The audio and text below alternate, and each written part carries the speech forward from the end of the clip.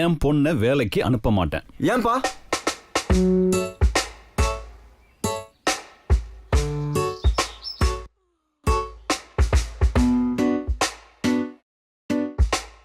எனக்காக அவளை வேலைக்கு அனுப்புங்கப்பா.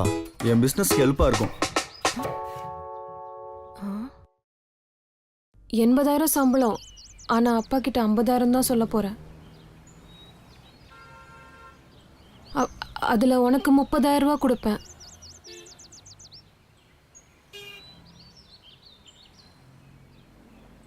நீ வேலைக்கு போக வேண்டாம்.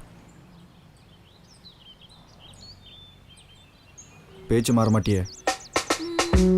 ஒரு நாள் டிலே ஆனாலும் அடுத்த நாளே இங்க வர மாதிரி இருக்கும்.